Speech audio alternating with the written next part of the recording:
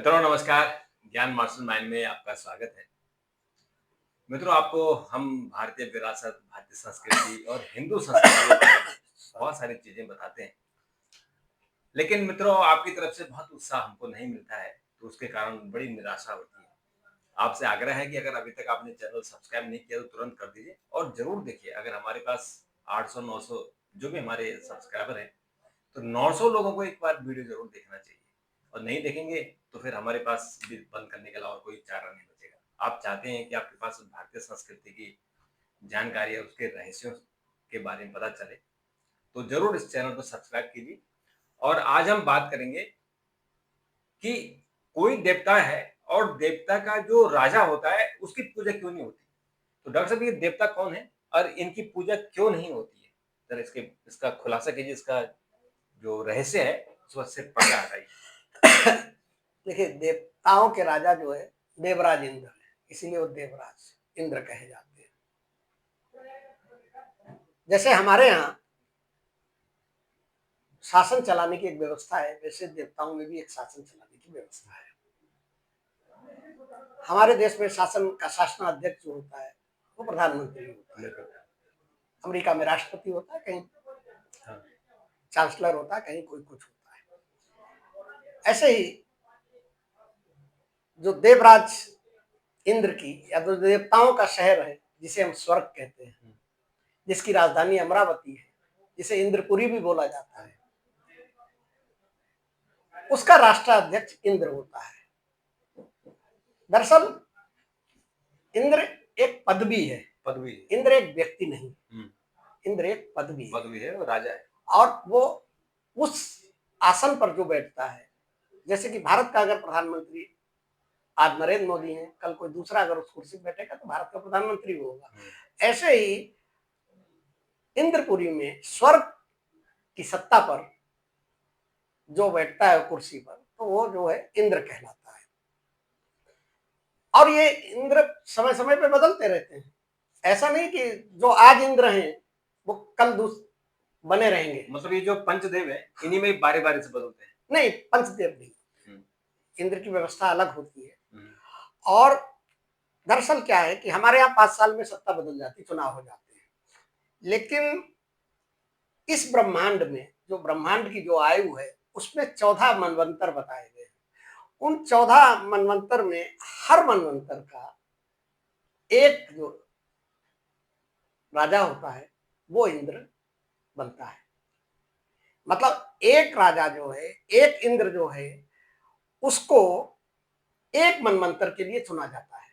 तो इस समय जो इंद्र के सिंहासन पर बैठे हुए हैं या जो देवराज इंद्र जो हैं इस समय, उनका असली नाम पुरंदर है। ठीक है।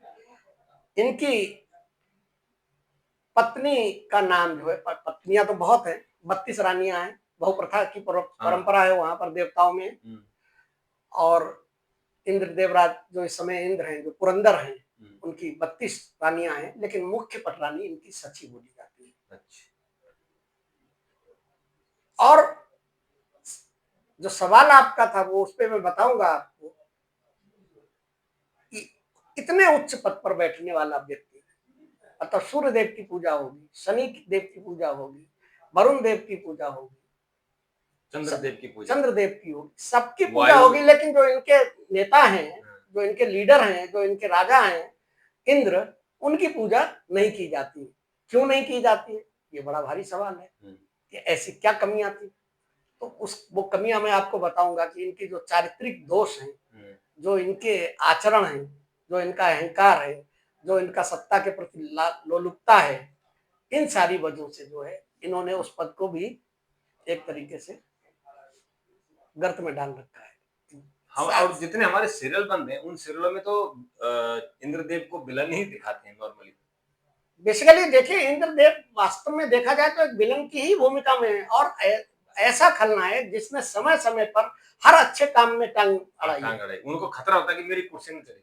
और इस इंद्र की इसी गतिविधि से, इसी आचरण की वजह से आपकी इंद्रियां जो हैं वो भी इंद्र का ही प्रतिनिधि मानी जाती है। तो जैसे ही आप साधना करना शुरू करते हैं, कोई अच्छा काम करना शुरू करते हैं, तो ये आपकी जो इंद्रियां हैं, ये इंद्रियां जो 5 इंद्रियां जो हैं, और उसके बाद जो कर्मेंद्रियां हैं, ये आपको जो है आपको उस रास्ते पे जाने से रोकने लगती है। इसीलिए कही जाती है कि आप अपनी इंद्रियों पर जब तक विजय प्राप्त नहीं करेंगे तब तक आप कहीं परम ब्रह्म की ओर नहीं बढ़ पाएंगे। तो इंद्र, अब जहां ये इंद्र का शासन है, पुरंदर जो राजा है, इस इंद्रपुरी का जहां इनका शासन है, उस इंद्रपुरी या जिसे स्वर्गलोक कहते हैं, 3 लोक, स्वर्गलोक की कब स्थापना हुई? ब्रह्मांड के संरचना के समय ही 3 लोक बनाए गए थे, स्वर्ग, पृथ्वी और पाताल लोक। तो स्वर्ग लोक की राजधानी जिसे, उसको अमरावती बोला जाता है, और जो यहाँ का मुख्य बगीचा जो है उसको नंदन वन बोलते हैं। आपने बहुत सी किताबों में, धार्मिक किताबों में, बहुत सी चीजों में देखा होगा। आपने नवरात्रि में जब आप दुर्गा जी की उपासना करते हैं तो आपने देखा होगा कि दुर्गा जी की उपासना के लिए सारे देवता जो है वो नंदन वन से फल फूल लेके आए। तो वो नंदन वन दरअसल जो है वो अमरावती में है, जो इंद्र का बगीचा है, राजा का मुख्य बगीचा होता है। इनके बगीचे में एक से एक चीजें शोभायमान है। कल्प वृक्ष भी वहीं पाया जाता है, ठीक है। और बाकायदा जैसे कि हमारे यहाँ जो कैबिनेट होती है उसी तरीके से इनकी एक कैबिनेट होती है, शासन, देवताओं का शासन करने की कैबिनेट होती है। और जो उनकी जो सभा होती है उस सभा को बोलते हैं सुधनी।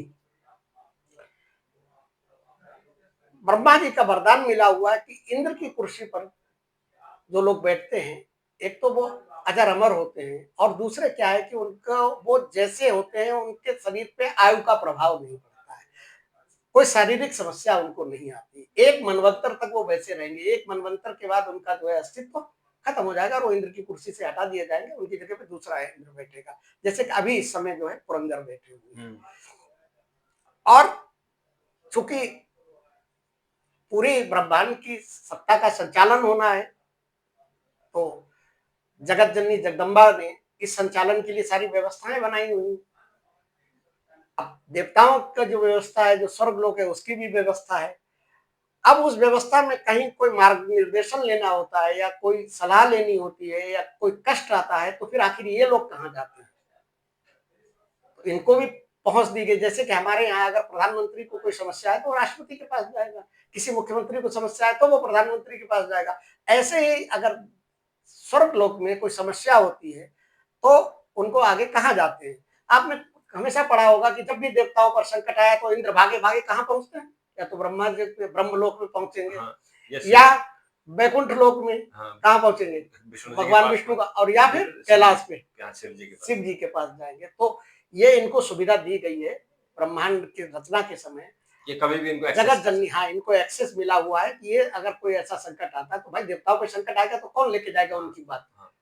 तो ये 3 देव, मतलब इन 3 देव से नीचे होते हैं, ये महादेव बोले जाते हैं, देवादेव बोले जाते हैं ये 3, और उसके बाद जो आते हैं सब देव बोले जाते हैं। हाँ, तो इन्होंने असल में ये जो संसार है, ये पृथ्वी है, इसकी संरचना की है, इसके तो सृष्टि सारी व्यवस्था बनाई गई, सृष्टि कैसे चलेगी।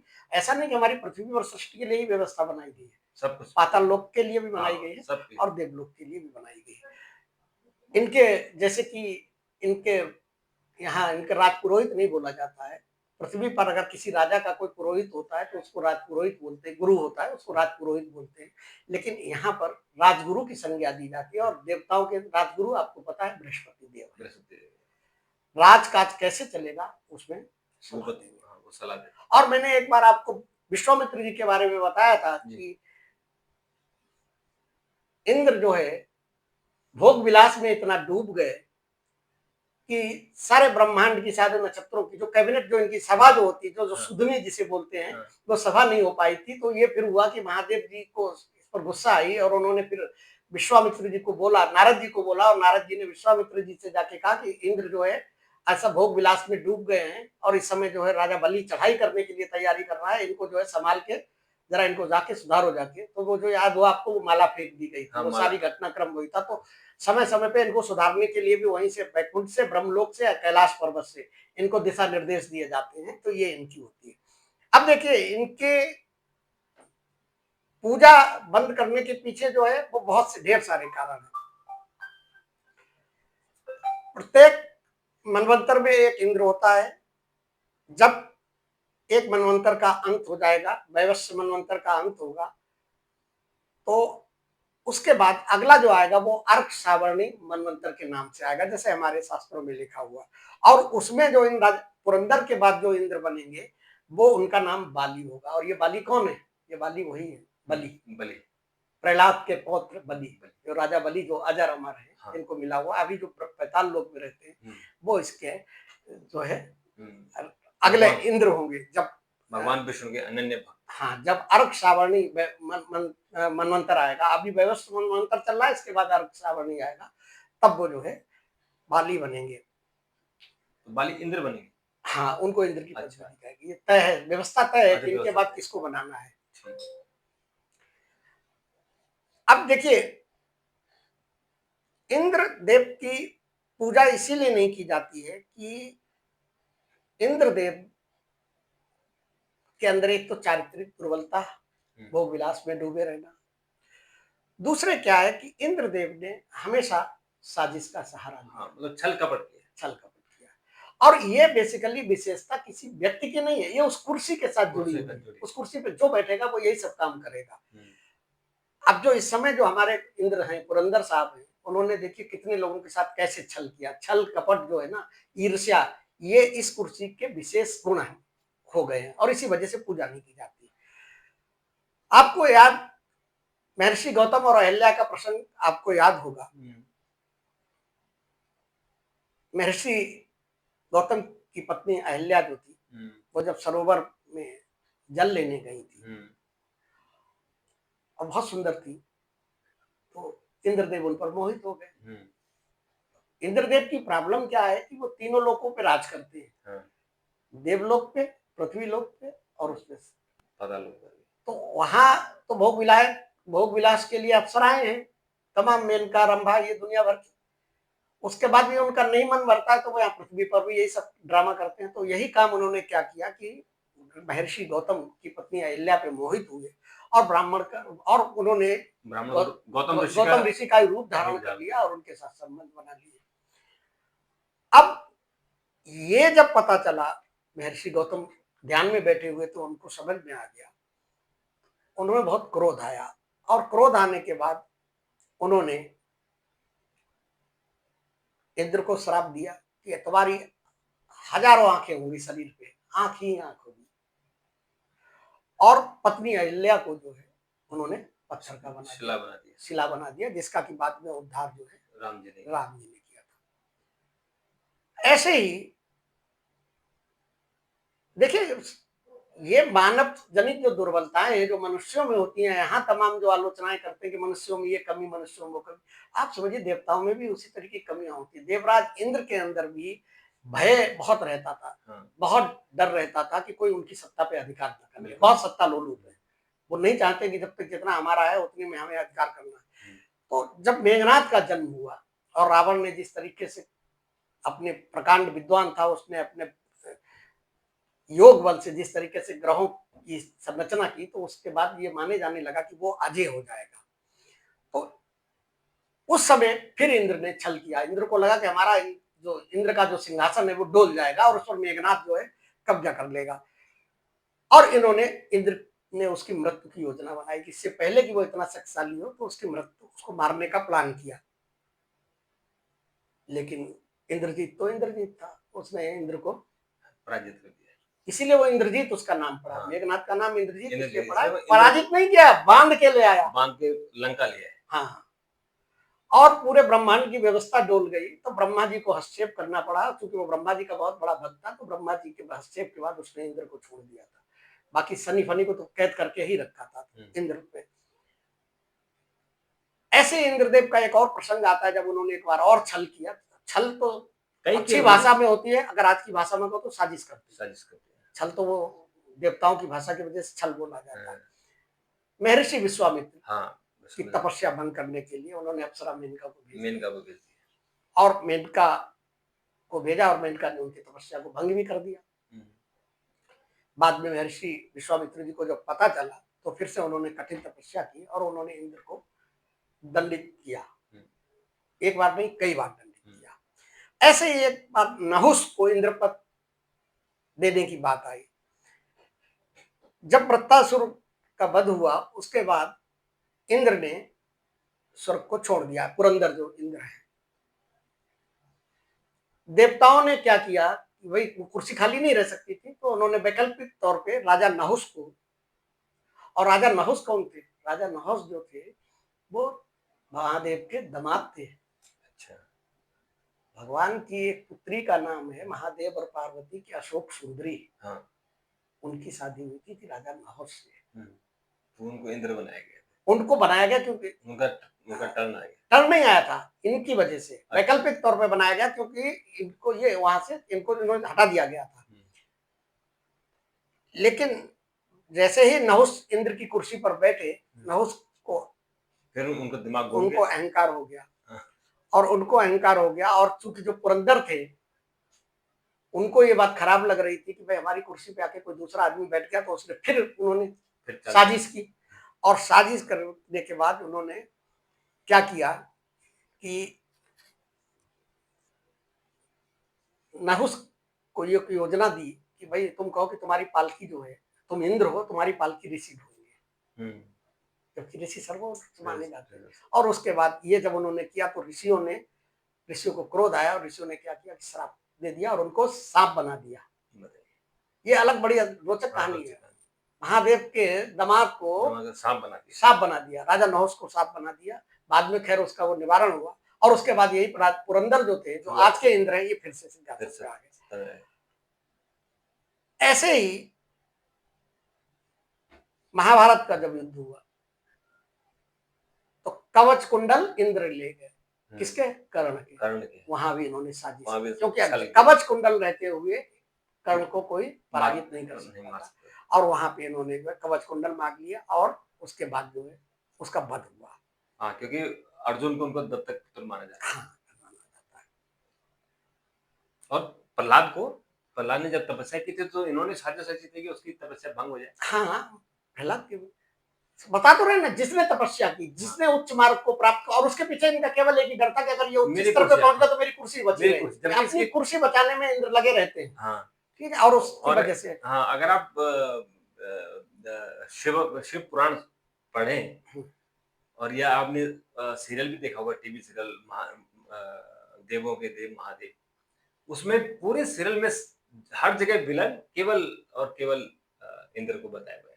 नहीं, वो तो सब कोई कहीं प्रसंग में, वो सीरियल की बात छोड़ दीजिए, हमारे सीरियल में विष्णु शिव पुराण से लिया हुआ है। हाँ, पुराणों और ग्रंथों में, और जो हमारे पौराणिक ग्रंथ हैं और जो हमारे शास्त्र हैं वो है, इनमें सारी ये जो सारी घटनाओं का हम वर्णन कर रहे हैं, सारी घटनाएं कोई किंवदंतियां नहीं है, कहानियां नहीं, ये उनमें दर्द है ये चीजें। तो वहां ये देखिए खलनायक के काम कर रहे हैं। ऐसे ही दधीच ऋषि जो है, बहुत युवा अवस्था में बहुत बड़ा तप उन्होंने कर लिया था, बहुत तपस्वी थे, और इनको डर हुआ इनका सिंहासन डोलने लगा था।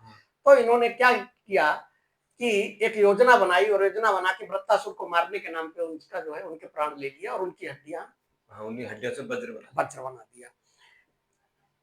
उनकी हड्डियों से वज्र बना, जिसे एक अग्नि वज्र बोला जाता है, उसका नाम है एक अग्नि वज्र बोला जाता, उस वज्र से वृत्तासुर को मारा गया।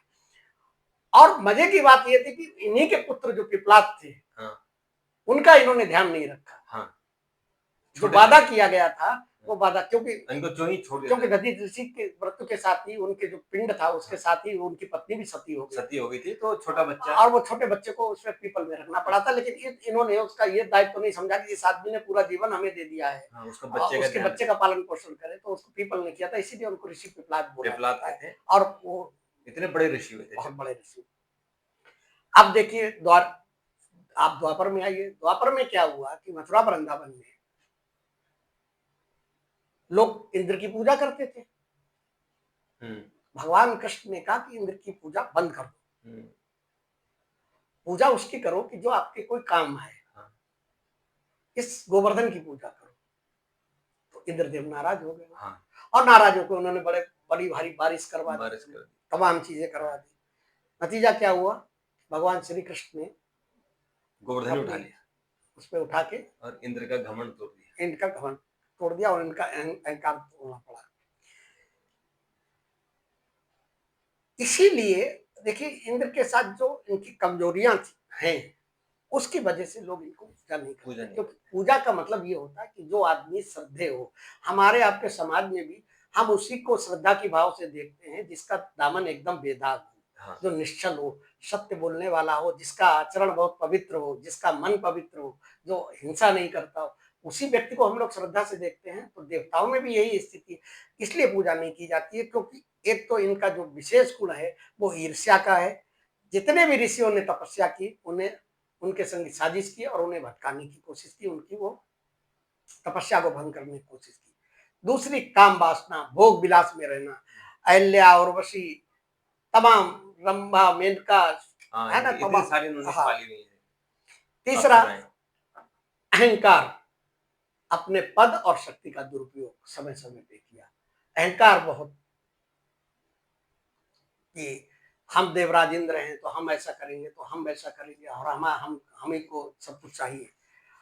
और सदा सत्ता लोलुप, सत्ता का डर बिल्कुल। कि कोई हमारा इंद्रासन न छीन ले, छीन। कोई हमको इस पद से ना हटा दे, तो जीवन भर साजिशों में व्यक्त रहे। बिल्कुल। तो दो तीन चीजें इस पूरे प्रसंग में आपको एक चीज समझ में आई होगी कि एक तो इंद्र एक पदवी है, इंद्र, और इंद्र की कुर्सी पर बैठने वाला उनके जो बैठता है वही अपने इंद्र इंद्र। कहलाता है। हाँ, वो और उस कुर्सी की, जैसे कि जैसे तो किसी भारत की देश का कुर्सी, प्रधान। हाँ, सत्ता, भारत का राष्ट्राध्यक्ष कौन है? प्रधानमंत्री। हाँ, तो क्या बोला जाता है? प्रधानमंत्री। उस कुर्सी पे जो बैठा हुआ है वो अलग, नाम उसका अलग है, नाम लेकिन कुर्सी प्रधानमंत्री, प्रधानमंत्री। सत्ता को चलाने वाला प्रधानमंत्री है। बिल्कुल। ऐसे ही स्वर्ग का, देवलोक का जो कुर्सी है वो इंद्र है, पदवी जो है वो इंद्र है।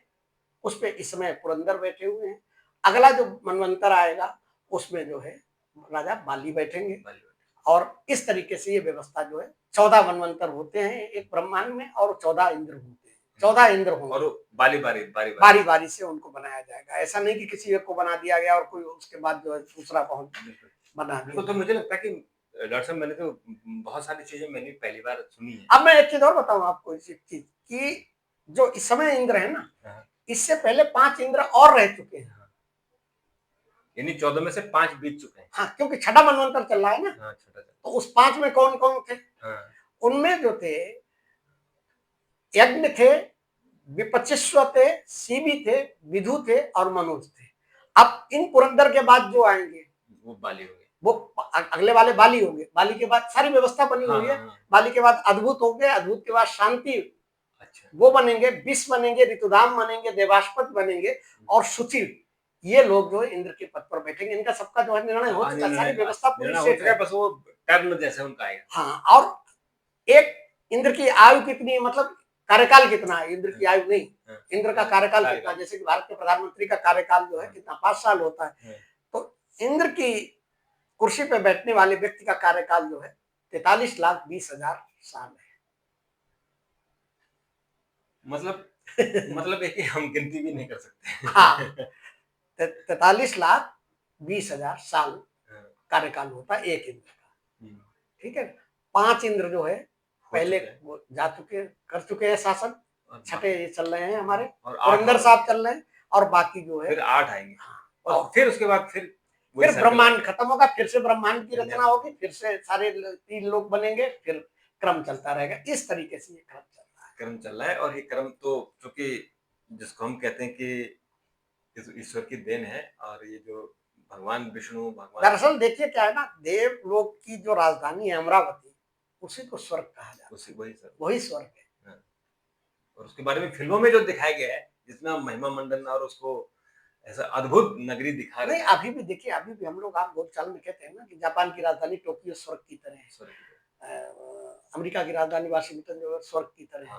हमारे यहाँ भी तमाम नेता लोग वादे क्या करते हैं कि हम अपनी राजधानी दिल्ली को स्वर्ग बना देंगे, ठीक है ना। तो देवलोक की राजधानी जो है, इंद्रपुरी की जो राजधानी है, वो जो है अमरावती है, और उसी को स्वर्ग बोला जाता है। बिल्कुल। तो डॉक्टर साहब, आपने तो बहुत अच्छी जानकारी दी, और ऐसी बातें आपने बताई कि जो शायद मैंने भी बहुत चीजें पहली बार सुनी है, और जो हमारा, हाँ, जनरली लोगों को भ्रम रहता है, और जानकारी नहीं होती, क्योंकि इतना गुड़ कोई जाता नहीं है।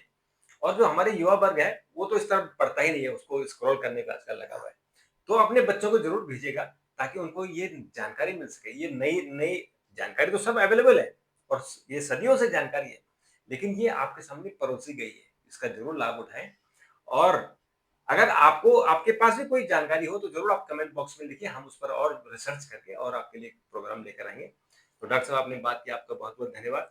मित्रों, आपका बहुत बहुत धन्यवाद। और फिर आपसे आग्रह कि चैनल को सब्सक्राइब कीजिए, शेयर कीजिए, लाइक कीजिए, और बच्चों को जरूर दिखाइए ताकि उनको हमारे भारतीय विरासत के बारे में हाँ, पता बेसिकली चल क्या है ना, आजकल के बच्चे जो है ना, हाँ, इन वो चीजों स्क्रॉल से करने में विमुख लगे। होते जा रहे हैं। हाँ, देख रहे हैं, पढ़ रहे हैं, नॉलेज ले रहे हैं आधुनिक चीजों की, लेकिन आपको हाँ, अपने जड़ों अपनी से भी विरासत जुड़ा के रहना बारे में, चाहिए, हाँ, अपनी अपनी विरासत से, संस्कृति, अपनी अपना संस्कृति, अपना साहित्य, हमारे साहित्य हैं, हमारे सनातन की क्या संस्कृति है, उसके बारे में भी जानकारी होगी तो बिल्कुल, व्यक्तित्व का चौतरफा विकास होगा। बिल्कुल होगा।